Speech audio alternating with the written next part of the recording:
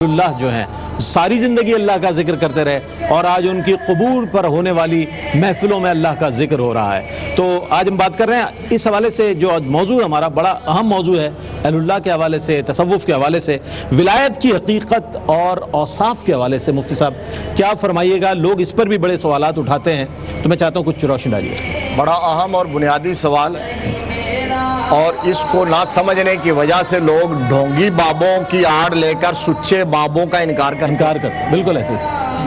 تو یہ سمجھ لیجئے کہ ولایت کوئی ما فوق الفطرت چیز نہیں ہے، ایسا نہیں ہے، کوئی راکٹ سائنس نہیں ہے جو سمجھ ہی نہ ہے۔ آج نئے اینگل سے بتا دوں ایک لائن میں اس کا جواب، جو ہر بندے کو سمجھ آ جائے کہ ولایت کس کو کہتے ہیں۔ ولایت اتباع مصطفیٰ کے ذریعے سے محبوبیت خدا تک پہنچنے کو کہتے ہیں۔ واہ واہ واہ واہ، سبحان اللہ سبحان اللہ۔ اتباع مصطفیٰ کے وسیلے سے محبوب خدا بننے کو ولایت کہتے ہیں، اور ہر ولی جو ولی بنا ہے تو اتباع مصطفیٰ کی برکت سے بنا ہے۔ بے شک۔ اب اتباع مصطفیٰ کا عالم یہ کہ ایک غلام کہتا ہے کہ میں یہاں سے اٹھ کے نہیں گزروں گا کیونکہ مصطفیٰ جھک کے گزرے ہیں۔ اللہ اللہ۔ ایک وضو کے بعد کھڑا ہو کے مسکراتا ہے تو پوچھا جاتا ہے کیوں مسکرائے ہو؟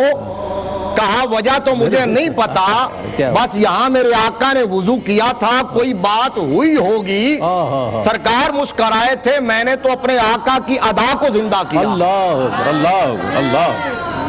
اسی طرح ایک غلام مدینے سے چلتا ہے مکہ کی طرف، حضرت عبداللہ بن عمر رضی اللہ تعالیٰ عنہما، اور قافلے کے ساتھ ہیں، اور وہ کبھی وہاں رکتے ہیں کبھی وہاں رکتے ہیں۔ قافلہ والے کہتے ہیں کہ ارے حضرت عبداللہ یہ کوئی رکنے کا پوائنٹ نہیں ہے اور نہ کوئی ہمیں ریزن سمجھ آتی ہے، تو آپ کیوں رک رہے ہیں، ہمیں لیٹ کر رہے ہیں؟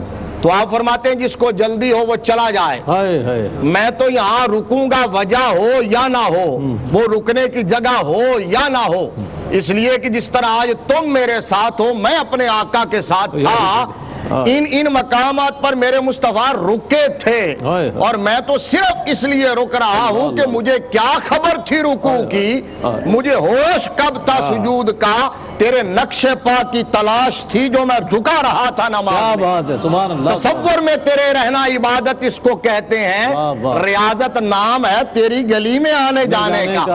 تو یہ ہے جی اتباع مصطفیٰ۔ اب اس کے بعد محبوبیت خدا کیسے ملتی ہے اور وہ ولایت کیسے ملتی ہے کہ حضرت سفینہ رضی اللہ تعالیٰ عنہ راستہ بھول کے جنگل میں چلے جاتے ہیں، شیر آ جاتا ہے تو پھر ڈرتے نہیں، گھبراتے نہیں، لڑکھڑاتے نہیں، شیر کی آنکھ میں آنکھ ڈال کے کہتے ہیں یا ابا الحارث انا مولا رسول اللہ۔ یہ ہے محبوبیت خدا جب ملتی ہے تو اللہ اپنی تمام مخلوقات کو اپنے محبوب کے اشارے ابرو کے تابع کر دیتا ہے۔ تو وہ تابع یوں ہوا کہ جب یہ کہا کہ شیر کھا لینا لیکن اس سے پہلے یہ سن لے کہ میں رسول اللہ کا نوکر ہوں، یہ کہنا تھا کہ وہ فوراً زمین بوس ہو گیا اور تلوے چاٹنے لگا، اور پھر کہا رسول اللہ کا نوکر ہو اور شیر اس کو جنگل میں چھوڑ دے، یہ بات بنتی نہیں، آؤ تمہیں راستہ دکھاتا ہوں۔ شیر آگے آگے چل رہا ہے اور پیچھے مڑ کے کہتا ہے فالو می، پھر کہتا ہے دیکھتا ہے کہ آ رہے ہیں کہ نہیں آ رہے ہیں، موڑ موڑ کے دیکھتا ہے، جب جنگل سے نکال دیا راستے پہ چلا کے اگلے دونوں ہاتھ اٹھا کے اگلے دونوں پاؤں وہ اٹھا کے سیلوٹ کے انداز میں کہا سفینہ دنیا والوں کو بتا دینا جو مدینے والے کے نوکر ہوتے ہیں ہم ان کے نوکر ہوتے ہیں، کہ محمد سے وفا تو نے تو ہم تیرے ہیں، یہ جہاں چیز ہے کیا لوح و قلم تیرے ہیں۔ اس کو ولایت کہتے ہیں، محبوب خدا بن جانا، اور راستہ اتباع مصطفیٰ کا ہے۔ اور آخری بات یہ کہ قلندر لاہوری نے اسی کے بارے میں کہا تھا کہ کامل بستام در تقلید فرد اجتناب از خوردن خربوزہ کرد، کہا کہ وہ بستام کا جو کامل ہے نا وہ تقلید میں اور اتباع مصطفیٰ میں ایسا یکتا اور منفرد اور کامل ہے کہ حضور صلی اللہ علیہ وسلم کی اتباع میں اور سنت کی پیروی میں خربوزہ کھانے سے بھی اجتناب کیا۔ اب وہ ہوا یوں تھا کہ حضرت بایزید بستامی علیہ الرحمہ کے پاس کوئی شخص خربوزہ لے کے آیا تھا، حضور میں آپ کے لیے گفٹ لایا ہوں، اس کو قبول فرما لیجیے اور تناول فرمائیے۔ تو آپ نے اس کو پکڑا اٹھایا سونگا اور کہا سبحان اللہ اور پھر رکھ دیا، پھر اٹھایا سونگا اور کہا سبحان اللہ پھر رکھ دیا، 3 مرتبہ ایسے کیا۔ تو اس نے عرض کیا حضور میں سبحان اللہ سننے کے لیے تو نہیں لایا، میں تو آپ کے تناول فرمانے کے لیے یہ لایا، اس کو قبول فرمائیے، تناول فرمائیے۔ تو آپ سنیے جواب ولی کیسے بنتا ہے۔ شعبدہ بازیوں سے نہیں بنتا، ڈرامہ بازیوں سے نہیں بنتا، اور کرامت ولایت کا معیار نہیں ہے، نبی کے دین پر استقامت یہ ولایت کا معیار ہے۔ اس بات کو سمجھ لیجئے۔ ہمارے جو 2 نمبر بابے ہیں، جو ڈھونگی بابے ہیں، جو رانگ نمبر ہیں، ان کو ہم بھی نہیں مانتے، لیکن وہ اللہ کے برگزیدہ بندے جنہوں نے دین کی خدمت کی ہے، شریعت پر پہرا دیا ہے، مصطفیٰ کے دین کی نگرانی کی ہے، اور مصطفیٰ کے نظام کی انہوں نے پاسبانی کی ہے، ہم ان کو مانتے ہیں۔ اب کہا آپ نے فرمایا بھائی میں جانتا ہوں یہ بڑا لذیذ پھل ہے، خوشبودار بھی ہے، ہاضمدار بھی ہے، میرا دل بھی چاہ رہا ہے کھانے کو، اس وقت دل بھی چاہ رہا ہے، سونگتا ہوں، دل کرتا ہے کھاؤں، لیکن کھاتا اس لیے نہیں کہ میں نہیں جانتا کہ میرے مصطفیٰ کریم صلی اللہ علیہ وسلم نے خربوزہ کس طرح کاٹا ہے، ڈرتا ہوں میرا یہ عمل سنت مصطفیٰ کے خلاف نہ ہو جائے۔ ولایت اس کو کہتے ہیں، اس کو کہتے ہیں کیا؟ اتباع مصطفیٰ، یہ پیمانہ ہے، یہی مقیاس ہے، اور یہی آپ کے اور میرے لیے ایک سمجھ لیے سوچنے اور سمجھنے اور کسی نتیجے پر پہنچنے کا مرکز ہے کہ کسی بھی ولی کو دیکھنا ہو تو اتباع مصطفیٰ دیکھیں صلی اللہ علیہ وآلہ وسلم۔ اتباع مصطفیٰ ہوگی صلی اللہ علیہ وآلہ وسلم تو وہ ولی ہوگا، اور شعبدہ بازیاں نہ دیکھیں، شعبدہ بازی نہ دیکھیں، اس کی یہ ڈرامے بازی نہ دیکھیں جو ہو رہی ہے آج کل، تو تب آپ کو معلوم ہوگا کہ اتباع مصطفیٰ پر کتنا وہ کامل ہے، پھر وہ مقام محبوبیت تک جاتا ہے، یہ اس کی اپنی محنت ہے۔ لیکن جو اتباع مصطفیٰ کے ثمرات ہیں وہ شخص پر نظر آتے ہیں، جیسے کہ اہل اللہ کے مزارات پر ہم دیکھتے ہیں کہ آج بھی جب وہ دنیا میں ظاہری طور پر موجود تھے تب بھی ان کے گرد لوگ موجود تھے، آج وہ زیر زمین ہے، آج وہ آرام فرما ہے، ان کے مزار پر لوگ موجود ہیں اور انہیں سلام پیش کر رہے ہیں۔ اچھا، بزرگان دین کی خدمات اور تبلیغی سرگرمیوں کے حوالے سے ڈاکٹر صاحب بہت خدمات ہیں، کسی ایک ولی کا جن کا ذکر ہوا، ان میں سے کسی ایک کو ہم رکھ لیں سامنے تو بہت عرصہ گزر جائے گا ان کے فضائل و مناقب بیان کرنے میں۔ تو اہل اللہ کی جو خدمات اور تبلیغی سرگرمیاں ہیں، میں چاہتا ہوں اس پر کچھ کلام فرمائیں۔ دیکھیے جناب والا، گزارش یہ ہے کہ جو اللہ کا دوست ہو، یعنی ولی ہو، جو صوفی ہو، جو بزرگ ہوں، ان کا کام ہی اللہ کے بندوں کی خدمت کرنا ہوتا ہے، اور جو بھی قوم کا سردار ہوتا ہے وہ قوم کا خادم ہوتا ہے۔ خادم ہوتا ہے۔ آپ جتنا بڑا ہونا چاہتے ہیں تو پھر آپ کو خدمت میں بھی اتنا ہی اپنے آپ کو بلند کرنا ہوگا۔ تو اس لیے ان ہستیوں کی زندگی کا مقصد ہی ہمیں یہی نظر آتا ہے۔ اگر ان کی تبلیغی سرگرمیوں کو دیکھیں تو ان کے ہاں جو چیز سب سے بنیادی طور پہ پائی جاتی ہے اولیاء اللہ کے ہاں، وہ یہ ہے کہ ان میں استغنا بھی ہوتی ہے اور حق گوئی کا جذبہ بھی ہوتا ہے۔ یہ بالکل بے نیاز کے بے نیاز بندے ہوتے ہیں، ان کے اندر شان صمدیت کا اظہار موجود ہوتا ہے، اور اللہ کریم کی اتنی شانوں کا تذکرہ ہے قرآن عزیز میں، لیکن جو شان انسان کو اطمینان بھی دلاتی ہے اور کبھی کبھی اس کے عذاب کا خوف بھی دلاتی ہے، وہ شان صمدیت ہے کہ وہ بے نیاز ہے، وہ چاہے آخری لمحے پہ دائیں ہاتھ والوں کو بائیں ہاتھ والا کر دے، دائیں والوں کو دائیں والا کر دے، یہ تو اس کا اختیار ہے نا جی۔ اس کی ساری شان رحمت بھی ہے، شان غضب بھی قرآن عزیز میں بیان کی گئی، سب کچھ بیان ہوا، لیکن یہ شان صمدیت کا مظہر جو ہے یہ اولیاء اللہ بھی ہمیں نظر آتے ہیں، یہ صوفیاء، یہ بابے جن کو آج کی اصطلاح میں ہم بولتے ہیں نا جی، یہ بھی ہمیں نظر آتے ہیں، ان کے اندر استغنا ہے، یہ بے نیاز ہوتے ہیں اور حق گوئی کا جذبہ ہے۔ حضرت میاں میر کی بارگاہ میں ایک شخص حاضر ہوا اور اس نے آ کے نذرانہ پیش کرنا چاہا، تو آپ نے نذرانہ وصول کرنے سے انکار کر دیا، اور اسی مجلس میں آگے آپ کے سامنے جو مغل بادشاہ شاہ جہاں وہ بیٹھا ہوا تھا، آپ نے فرمایا مجھے رقم کی ضرورت نہیں، اس بادشاہ کو رقم دے دو۔ تو وہ کہنے لگا حضرت فقر کی مسند پہ تو آپ بیٹھے ہیں، وہ تو پہلے ہی بادشاہ ہے، اسے رقم کی ضرورت کیا ہے؟ آپ نے فرمایا یہ جو فقیر ہوتا ہے، ولی ہوتا ہے، صوفی ہوتا ہے، بابا ہوتا ہے، اسے رقم کی ضرورت نہیں، اسے بھوک ہی نہیں ہوتی دنیا کی، یہ بادشاہوں کی بھوک ہے جو کبھی مٹتی نہیں ہے، ان کی بھوک بڑھتی ہی چلی جاتی ہے۔ ذرا اسے پوچھو آج کیوں میری مجلس میں آیا ہے؟ جا کے سوال کیا تو کہنے لگا ایک نئے علاقے پہ لشکر کشی کرنا چاہتا ہوں، تو حضرت کی بارگاہ میں آؤں کہ آپ دعا کر دیں، کوئی دم تعویذ کر دیں تو میں میں فتح یاب ہو جاؤں. اچھا. آپ نے فرمایا ان کی بھوک نہیں ختم ہوتی, ایک علاقہ فتح کرتے ہیں تو پھر دوسرا کرنا ہوتا ہے. کیوں؟ یہ زمین کے علاقے فتح کرنا چاہتے ہیں نا, ہم دلوں کو فتح کرتے ہیں. تو جس کو ایک بار زیر کر لیتے ہیں وہ پھر کبھی ہمارے سامنے زبر نہیں ہوتا, بلکہ وہ زیر ہی رہتا ہے, ہمیشہ جھکا رہتا ہے, ہماری بارگاہ میں حاضر ہوتا رہتا ہے. اور اگر کسی فقیر کو بھوک لگ بھی جائے تو آپ نے ارشاد فرمایا وہ ایک بندے کی بھوک ہے نا آخر مٹ جائے گی. بادشاہوں کو بھوک لگ جائے تو وہ سلطنت کھا جاتے ہیں, ان کی بھوک ختم نہیں ہوتی.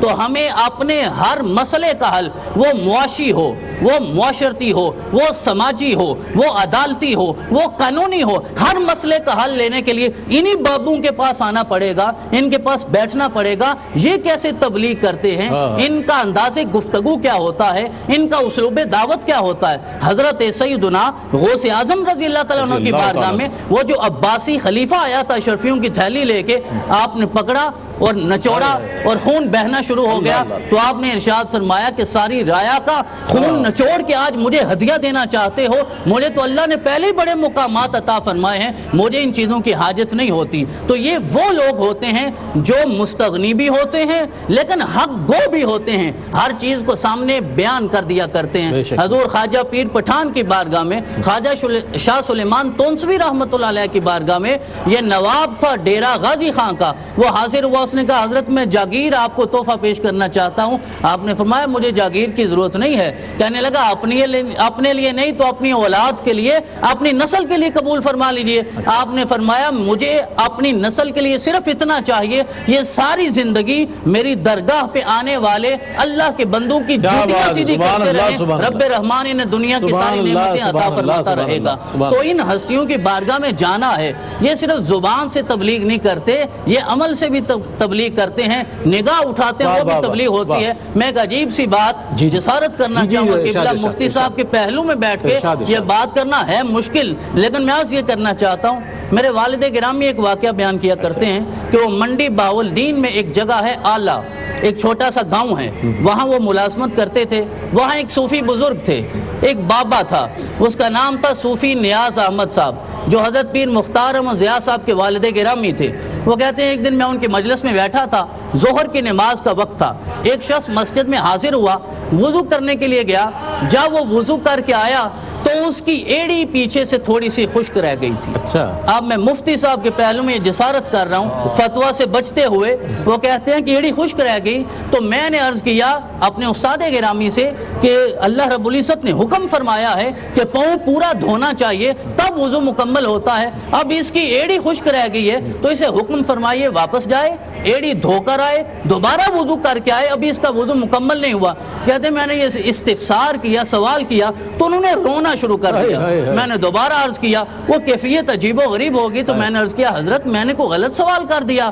تو آپ فرمانے لگے شاہ جی مجھے کیا پتا ہے, اللہ کو اس کی خشک ایڑی ہی منظور ہو جائے, اللہ کو وہی قبول ہو جائے. تو میں یہ حق نہیں رکھتا کہ کسی کے بارے میں رائے زنی کروں. تو یہ جو اولیاء ہیں, یہ صوفیاء ہیں, ان کے بڑے حوصلے ہوتے ہیں, ان میں تحمل ہے, ان میں بردباری ہے. آج جو کچھ تماشا مچایا جا رہا ہے جس کی طرف قبلہ نے اشارہ کیا, وہ سب کچھ جانتے ہیں کیونکہ اللہ نے انہیں علم عطا فرمایا. لیکن اللہ کی شان حلیمی بھی انہیں نصیب ہوتی ہے, ان کے اندر بردباری ہے, ان کے اندر حلم ہے, ان کے اندر تحمل ہے. ایک واقعہ ہے کہ ایک صوفی کو کسی نے پتھر مارا.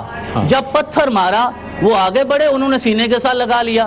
وہ کہنے لگا میں نے تو پتھر مارا تھا, آپ نے سینے کے ساتھ لگا لیا.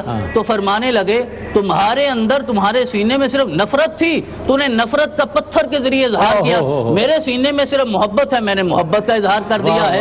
تو یہ وہ ہستیاں ہیں جن کا ایک ایک عمل ہماری اصلاح کرتا ہے, رہنمائی کرتا ہے. تو ان کی بارگاہ میں حاضر ہو کر ہمیں اپنے ایمان کو جلا. سبحان اللہ سبحان اللہ. صاحبزادہ صاحب نے بہت خوبصورت انداز میں, اس سے پہلے مفتی صاحب نے قبلہ نے بہت اچھے انداز میں اپنے جوابات کو مکمل فرمایا. یہ ایک ایسی نشست ہے, ایک ایسا مذاکرہ ہے کہ جس میں ہم اپنی بھی اصلاح کر رہے ہیں. آج کے اس دور میں ایک سب سے بڑی, جو ہمارے لیے سب سے بڑا چیلنج بھی ہے, سب سے بڑا مسئلہ بھی ہے کہ لوگ قرآن کا استہزاء کر دیتے ہیں. رسالت مآب صلی اللہ علیہ وآلہ وسلم کی شان کے منافی الفاظ حضرات صحابہ کرام رضوان اللہ تعالیٰ علیہ مجمعین ہوں, اہل بیت اطہار ہوں, یا اولیاء امت ہوں, ہلکی بات کر دیتے ہیں، غیر معیاری بات کر دیتے ہیں، لیکن ہم یہ دیکھتے ہیں کہ جو اللہ والوں کی مجلس میں بیٹھے اٹھے ہوتے ہیں، جنہیں یہ نسبتیں اور یہ صحبتیں نصیب ہوتی ہیں، وہ کہتے ہیں نا کہ ادب پہلا قرینہ ہے محبت کے قرینوں میں. تو یہ میں جاننا چاہوں گا ڈاکٹر صاحب آپ سے کہ اللہ والوں کی صحبت، اللہ اور اس کے رسول اور اہل اللہ کی جو محبت ہے، اس میں ادب کا کتنا عنصر پیدا کر دیتی ہے کہ وہ گستاخی نہیں کر پاتا، پھر تمام چیزوں کو سامنے رکھتا ہے، ادب کرتا ہے، گستاخی کا کوئی پہلو نہیں ہوتا. تو اللہ والوں کی صحبت یہ ہمارے اندر جو خوبی پیدا کرتی ہے، اس پر کچھ ارشاد فرمائیے. بڑا اہم سوال ہے. علامہ اقبال کا ایک شعر ہے، وہاں سے اس کو آغاز کرتے ہیں اس کا. چیست دین سراپا سوختن اندر طلب. دین کیا ہے؟ دین کیا ہے؟ اپنے آپ کو محبوب حقیقی کی تلاش میں مٹا دینے کا نام دین. بے شک بے شک. انتہائش عشق آغازش ادب. اس کی ابتدا ادب سے ہوتی ہے اور اس کی انتہا عشق پر ہوتی ہے. تو دین سارے کا سارا ہے ہی ادب. بے شک بے شک. رسول اللہ صلی اللہ علیہ وسلم نے ادب ہی سکھایا ہے، اور ادب نکل جائے تو پھر علم کا حال تو آپ اور میں دیکھ ہی رہے ہیں. ہاں، وہ بڑا خوبصورت کسی نے اظہار کیا، حاکم شہر کی اس بند گلی کے پیچھے میں نے ایک شخص کو خون اگلتے ہوئے دیکھا. تم تو کہتے تھے کہ ہوتے ہیں درندے ظالم، میں نے انسان کو انسان نگلتے دیکھا. اللہ. مجھے یاد آ رہا ہے حضرت شیخ عبد القادر جیلانی رحمۃ اللہ علیہ کی جو خانقاہ تھی، جی جی، اس میں اصول عشرہ تھے، 10 اصول تھے جو ارادت مندوں کو بھی اور طالب علموں کو بھی پڑھائے جاتے تھے اور یاد کرائے جاتے تھے اور پریکٹس کرائی جاتی تھی. ان میں سے 3 اصول یہ ہیں جو میں عرض کرنے لگا. جی جی، کہ کسی کو بد دعا نہیں دینی. بد دعا نہیں دو گے تو تم مستجاب الدعوات بن جاؤ گے. واہ واہ، کیا بات. اب دیکھیں رسول اللہ صلی اللہ علیہ وسلم نے ساری زندگی دعائیں کی ہیں نا. وہ طائف کے میدان، طائف کو بھی بد دعا نہیں دی، بد دعا نہیں دی.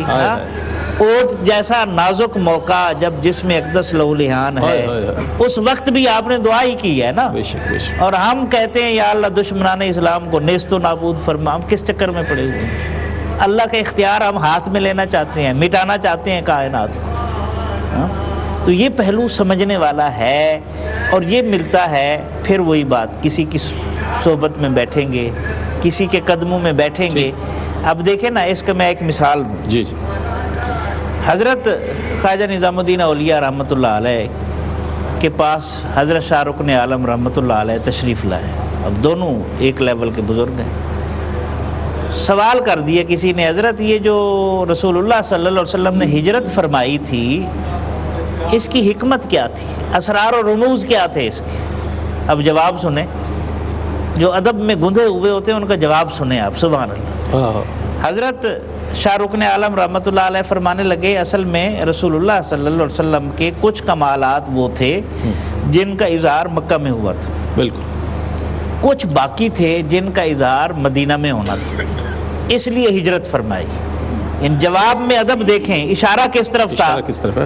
اشارہ اس طرف تھا کہ میں جو ملتان سے دہلی آیا ہوں، حضرت کی خدمت میں حاضر ہوا ہوں، تو ان کی برکت سے فیوز و برکات ملیں گے، کمالات کا اظہار ہوگا. بالکل بالکل. حضرت محبوب الہی رحمۃ اللہ علیہ فرمانے لگے، حضرت ٹھیک فرما رہے ہوں گے، میرا خیال یہ ہے کہ رسول اللہ صلی اللہ علیہ وسلم کامل ہے اور مدینے کے لوگ ناقص تھے، آپ ناقصوں کو کمال عطا کرنے. کیا بات ہے، کیا بات. اشارہ تھا کہ میں ناقص ہوں اور یہ کامل ہے، مجھے کمال عطا کر رہی ہے. یعنی جواب دینے میں ایک ایک لفظ کا خیال رکھا جا رہا ہے.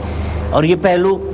اچھا، پھر یہ جب آدمی کسی کامل کی صحبت میں بیٹھتا ہے نا، اسے بولنا بھی آ جاتا ہے، اسے برداشت کرنا بھی آ جاتا ہے. مثلا ابو عثمان حیری رحمۃ اللہ علیہ رسالہ کشیریہ میں ہے، بیان کیا ہے امام کشیری نے کہ ان کو ایک آدمی نے دعوت دی کھانے کی.